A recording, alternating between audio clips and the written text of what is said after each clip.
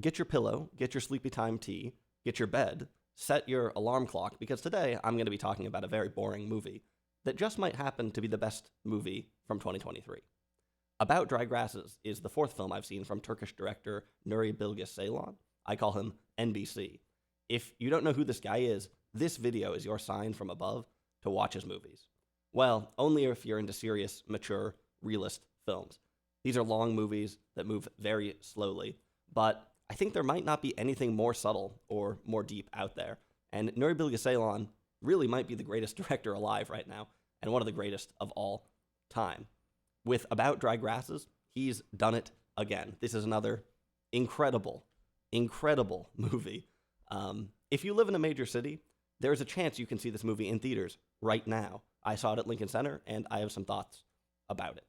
Honestly, this is a hard movie to analyze because there's so much to it. It contains multitudes, and almost anything you can say about the movie, it has already said itself in some way. It's also just a movie that works on some very deep level that has a lot of ideas in it that are hard, very hard to put into words, which is high praise for a movie. I mean, surely that's one of the best things a film can do, is express something that can't be expressed any other way. This movie, I think, does that, and there's a lot I still don't understand about how it functions or how it works. Of course, I also didn't take any notes because I was watching this in a theater, so I will definitely be watching this film again. But for now, I think I can give you some hints as to whether or not you might like this movie. Probably not. Who knows? And I'll talk about some of the big ideas and I guess what I thought about things in general. I mentioned already that this movie is long. It's 3 hours and 17 minutes, to be precise. This is the longest film that NBC has ever made, although it's only 1 minute longer than Winter Sleep, which is another incredible movie. All of his movies are pretty long, and the pace is deliberate. Honestly, though, this movie flew by for me. There's no intermission in this film, and you hear a lot of trickling streams in the movie. There's a lot of melting snow and a lot of water going places. So go to the bathroom before you watch it. That's my advice. Out of all the NBC films I've seen, I actually think this one might be the most engaging. It's possible that I'm just getting more boring as I age. Actually, that's very likely. I did see someone leave the theater, walk out on the movie after about 40 minutes. I think it was 40 minutes. It's time sort of ceases to exist while you're watching this film. Who knows? Remember, I don't have reviewers insurance, so if you get bored, don't blame me. But remember, set your alarm clock, please. Anyway, before I saw the movie, I thought the title was possibly a joke.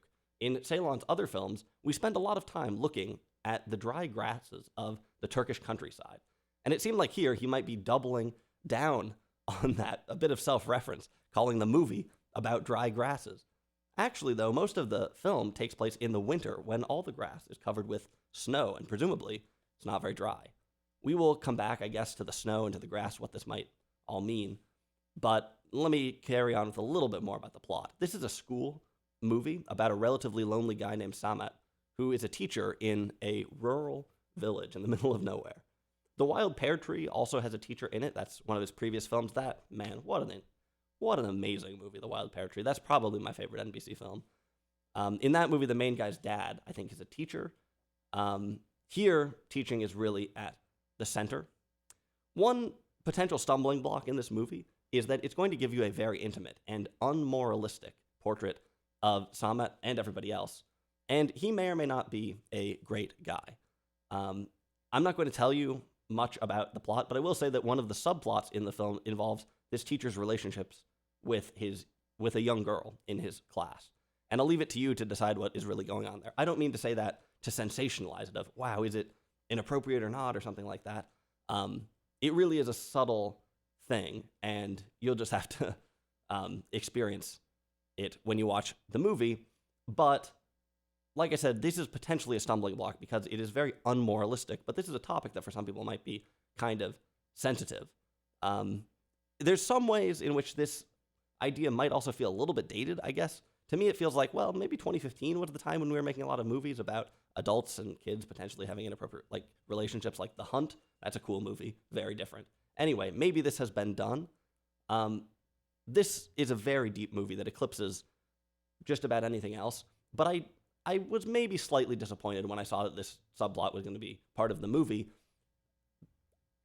it's hard to say exactly why, but I think what it is that it gives the movie some fairly clear dramatic footholds where I feel like part of the charm of NBC's movies is that they typically tend not to have those things. They typically tend not to feel like any other movies. And here, you kind of have this like handhold to latch onto, like, oh, here's the conflict or something like that, right? So I was slightly disappointed by this angle. For some people, as I say, it might be more of a stumbling block, but really the magnitude of the complaint for me is small, but maybe worth mentioning. Because he's the main character, and because the movie is so non-moralistic, Samet's view of things is sort of privileged. Don't be too quick to jump to conclusions about who is right or wrong, though. He speaks his mind in the movie. Don't assume that that is what Ceylon is thinking or saying, necessarily. This movie is one of the least moralistic things you will ever see, so it is just going to be a extremely intimate view of this guy and some of the other people, right? It's kind of who's right, who's wrong, all that stuff. It's kind of just not in the realm of the movie, really. Like I said, I'm just warning you, this is unmoralistic. So if you're looking for moralism, you might be disappointed. There are two other main characters in the movie. Kenan is Samet's housemate, and colleague Nurai is a woman that they develop a friendship with. There's other teachers at the school. Honestly, all the characters in this movie are so vivid and well-rounded and so interesting. It's kind of astounding. Anyway, we learn early on that Kenan is under some pressure to get married. Samet wants to avoid entanglement so he can leave the village. He wants to get out of there as fast as he can. This is kind of a romantic movie. There's this idea of coupling in there, and how that may invoke some traditional ideas and how you might reconcile that with this, rural life, but also with the internet, new technology, modernism, all these things. There's a lot of facets to this movie. Anyway, before I really get into some of the themes, I'll just say that the production of the film is amazing. The cinematography is unbelievably good, and the acting is beyond acting. It's so naturalistic. If you told me that this is a movie, I wouldn't believe you. The writing, of course, is amazing. One thing that's so special about NBC's movies is that they're so free of artifice. Like I said, no dramatic footholds. It doesn't feel like, oh, here's the conflict, here's the movie, here's the plot. Oh, this changes everything, right? And yet, they're still really interesting, or really boring, depending on your taste. There are many things in these movies, many moments that are kind of just normal conversations, right? There's scenes where it's like, well, I'm just watching a 20-minute long conversation between two people. Why am I watching the movie? Why don't I just go out and hang out with a friend and have a 20-minute or longer conversation, right? Why watch the movie? If it's so naturalistic, can't you just live your life? Well, kind of makes sense to ask this, but obviously there must be something here. Even though a lot of this film is just conversations, it's just daily life or something like that, there's still something about it that makes it so gripping and interesting. Now, some of the scenes are actually quite intense and hard to watch, so don't get the feeling that there's no dynamics here, that it's just watching paint dry. Not at all. Most scenes are just really interesting, I guess, and I can only start to hypothesize about why that is or how it works. But one thing that always strikes me about NBC's movies, one thing that I notice constantly, is that they're full of little reversals. As in, he continuously swerves away from cliches, right? Two characters are confronting each other, and you think they're going to dig in and have a fight, but then one says, okay, well, let's not dig in and have a fight, right? Someone tells a dramatic lie, and you think, well, this is going to be the linchpin of the movie, but actually, it turns out not to matter, or they admit to it, or something like that. It's not huge twists, although there are some pretty unpredictable things in the movie, and overall, it's like so far out of dramatic space that it's hard to predict, but there aren't big twists, but there's all these kind of little tweaks, all these little reversals that are really refreshing. More generally, I think NBC understands better than almost anyone what is happening in the mind of the audience while they are watching his movies. He intuits this incredibly.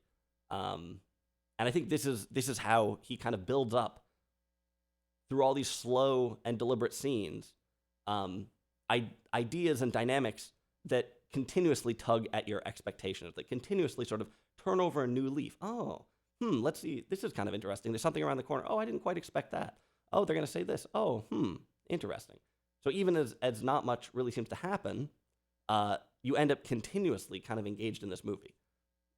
That's my best at kind of giving you the vibe, but you have to see it to believe it, probably. There are two places where this movie diverges really notably from the other NBC films that I've seen.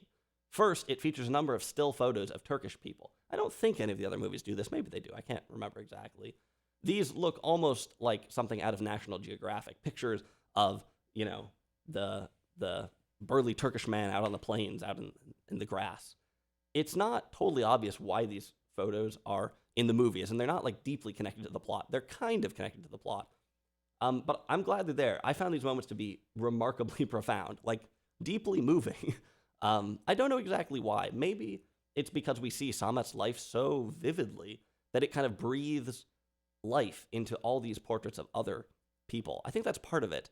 And this is, in some ways, like this kind of stunningly big portrait of rural life, even though it only follows a couple people. The photo sections I thought were really effective, even though it is a slightly interesting stylistic choice. There's also a crazy moment in this film that I can only describe as a nod to Kiarostami. You will know it when you see it. I guarantee it. At first, this seems like it's going to be an earth-shattering twist in the movie, but it's actually just a very small moment, a wink. Maybe it's too on the nose for some people or too cute, but again, I found it to be kind of profound. What can I say? I really like this movie. Anyway, I want to talk about some of the themes. This is tough because this thing is so deep. There's so many different ideas. I have no idea where to start, but let's try this. As you get to know Samet better, you realize that he is a bit of a nihilist. If you had one word to describe him, that might be the one you'd pick. He's contemptuous of the small village he's stuck in. He thinks the people there are doomed. He wants to leave to save his own soul or something. Not be doomed to a life of boredom or something, or harsh conditions out on the frontier or whatever. The movie does offer a number of examples of how things probably are not that simple. We see people making art in the village. We see people being charitable. We see people being joyous, having fun, right? These moments are kind of in the background, but they are some clear counterpoints to Samet's feeling of doom. Nonetheless, he has his mind made up. This character is kind of familiar to me. Someone who has some kind of intellectual high ground, or thinks they do, but ends up believing in nothing, and being selfish and being lonely. I think it's pretty common. One of the best scenes in this movie is a conversation between Nuray and Samet. I guess you could say that Nuray is more of an idealist. She is part of some political movement, she paints as a hobby, and she's skeptical about Samet not standing for things. I don't like to roll these characters up into simple terms like an idealist, because they are so naturalistic. You just gotta watch it. But I think it would be fair to say that this is kind of an argument between a nihilist and an idealist. Samet says that there's a weariness of hope, I mean, I'm sure anybody following like the recent political events can understand that sentiment, a weariness of hope. What does it even count for? Samet thinks that people attach themselves to movements or to ideas for the illusion of agency. He's not really a fan of that. Nuray says it's a shame that intellectuals abdicate on the important issues so often, that it's a shame that intellectuals leave the public sphere to the ignorant. Like I said, I was watching this movie in a theater. I didn't take any notes, but there were so many things I wanted to write down. I feel like this one conversation alone is so, it's so interesting to think about, especially in my sort of generation of friends who are moving on from like a more idealistic college life into a more practical adulthood or something like that. That stirs up a lot of these questions. Given the political climate in the US especially right now, that stirs up a lot of these questions, right? Really poignant stuff. I will be rewatching this, at least just to watch this scene again. This conversation goes on for like 10 or 15 minutes, maybe more. Honestly, time melts away in this movie. This conversation is sort of one of the climaxes of the film. And again, there's not many movies where this would work, to have a climax that is a 15-minute long conversation, right? It isn't even a decisive conversation. They don't really conclude much of anything. But like I said, I think it unearths some pretty universal ideas. The drive to do something in the world, the skepticism about that, a certain way that some people pull away from the world. Another thing I like about the movie is how exposed Samet is as a teacher. We see a bunch of scenes of him teaching, sometimes after something has happened in his personal life, after he has faced some turmoil or downturn. Something bad will happen, then it will cut to him walking into the classroom the next day to teach. And you see how he processes his emotions and these events of his life in front of his class, right? You see a lot of different sides of Samet as a teacher. He's inspired, he's lazy, he's a pal, he's a tyrant. I don't know. I like that. I think the movie's doing something cool here because teaching is one of those things that totally exposes you. Any little character flaws or idiosyncrasies, they're really on display. And believe me, I went to a public high school and saw this kind of thing all the time, right? I like that angle. Samet is an art teacher. There are a few different places where the movie invokes some ideas about art. I mentioned the photography already. Nurai paints. This is not like a huge in-your-face thing, but there is a consistent theme here of art and how it might matter in the world or not. It's not like some new wave film that has a bunch of conspicuous nods to the medium itself, but it's one of the many facets of the movie. The bits in the school also have a big undertone of tradition. This is actually all over the place. Like in the beginning, we hear that Kenan's mother wants him to get married, right? Samet leans on some pretty traditional ideas about authority in the classroom, and in general, there's a pretty unassailable sort of masculine undertone to this movie, and that I think is also something that Ceylon is probably trying to grapple with, is maybe a more traditional masculine culture, also coming into a more modern, time or something like that. In a lot of ways, this is a movie about a village in transition. The village is in some ways very old, and in some ways it's very connected to technology, right? A big theme in this movie is community, right? The mechanics of a tight-knit community, rumors, lies, trust. Of course, there's a lot of movies about these things, but don't expect the classic story of like The Scarlet Letter or Le Corbeau or The Hunt, where these dynamics are really mechanical. And it's like, oh, the crowd has turned on you. Oh, no. This is way, way more subtle. But still, there are some fairly conspicuous nods to like, the structure of the community. And you really see Ceylon just has an incredible way of enunciating some of these ideas in the movie without really making them too in your face. He gives some really strong nods to like, this is the glue of the community. This is the mechanics. This is what it means to be in a community, for better or for worse, right? Talking about the village life reminds us that, of course, this is a pastoral movie, a rural movie. It opens with a shot of Samet being dropped off by a bus and then trudging through the snow towards the village. The bus won't even take him to the village. He's left out on some road and he trudges through the snow. He's all alone, right? This movie posits extremely barren conditions of life, both externally and internally. I mean, that's one thing you think throughout the movie is like, wow, this is tough. This village is a hard place to be. It's an oppressive place just in its conditions. But again, this is the present day, so it's not like some medieval dark ages. They do travel around. They do have cars, cell phones. They use Instagram. So there's a technological angle here. Again, this village in some ways is way in the past, and in some ways it's in the present. And this has a lot of implications with, like I said, the culture of masculinity, things like that, or the expectations between students and teachers, things like that. Okay. Let me give you a way more specific example of some of these things. At one point, Samet is invited to the military base in the village or nearby by one of his friends. This is towards the beginning. He's just gotten back to the village, and he's trudging around one of the streets, and a big military vehicle pulls up behind him. And on the loudspeaker, he is invited to the base for tea. Okay, already, what a great little moment. This military vehicle is such an interesting juxtaposition to village life. You don't expect to see this, right? He's coming back into the village. It seems like this tiny place. He's walking through the sticks. And then behind him, a tank pulls up, essentially. So unexpected. But also, there's something meaningful here. I don't really know anything about Turkish politics, but there is some kind of conflict in the background of this movie, right? The tank hints at something unsettled, but more importantly, I think it has an implication about the communal life of the village. You get the sense, maybe, that Samet will fall out with these guys, in fact, right? That he has this safety net, which happens to include a tank. That there's this community that has all these linkages, all these mechanisms, right? The military is part of, like, the local community. There's some form of justice all tied up in this, right? But maybe that safety net, that community won't always be there for him, right? So, yeah, the tank shows up. It's interesting. And then, of course, though the guy on the loudspeaker said something, and again, you would expect, is this going to be bad? Is this going to be conflict? Well, the guy invites him to come to the base for tea. So, another reversal. He goes over to the military base, and first we see the commander guy at the base really chewing out one of his subordinates, really being tough. It turns out that this commander is Samet's friend, and when Samet comes, his this commander guy, his tone changes completely, and he goes and he hangs out with Samet, basically. So another kind of interesting, unexpected twist. Well, they get to talking, and the military guy says, I have the perfect woman for you. She's just joined our post or whatever. Again, probably not quite what you would expect. And then, to cap it off, as they're talking, they pick up their game controllers together, something along the lines of this, and they start playing FIFA together, right? Soccer video game.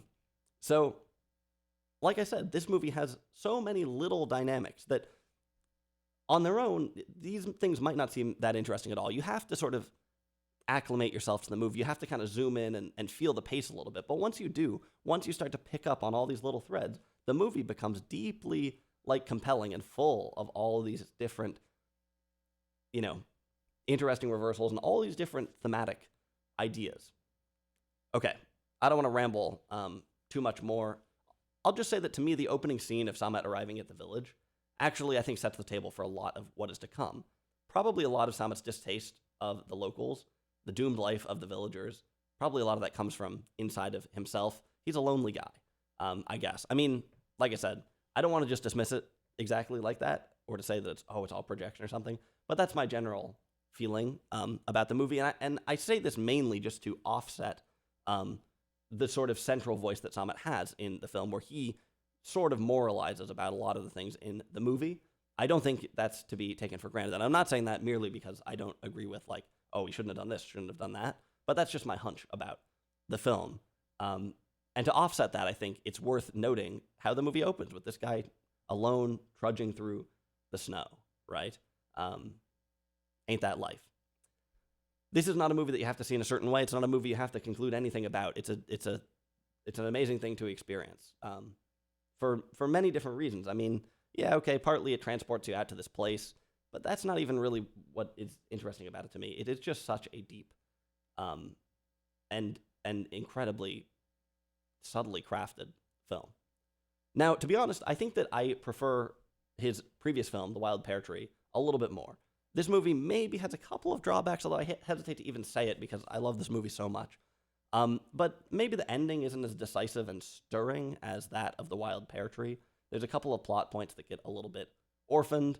And I also think that maybe this oppressive and gloomy condition in the village, while I sort of appreciate the, perhaps metaphorical parallel to the, turmoils of modern life and the barren conditions of the soul or something like that, I found the movie maybe just a little bit too gloomy. Maybe it just went a little bit too far, and wow, it's cloudy and sad all the time. Not totally relatable to me, I guess. Nonetheless, I think I'm bound to love any movie this guy makes, and this is no different. I can't think of anything I've seen from 2023 that is on the level. I did watch Monster in 2023, which is a Hirokazu Koreeda movie, and I think that Koreeda is one of the few directors working right now who is in the same ballpark as Ceylon. Both of them deeply humanist directors. Other than that, I mean, kind of unparalleled, really. Even among the last few years, it's hard to name a movie that's in the same league as this incredible thing. So yeah, that's about Dry Grasses. If you have some chance to see it in theaters, man, take your chance. If not, it'll probably be on some streaming services, hopefully, before too long, and you can get a chance to check out this incredible film.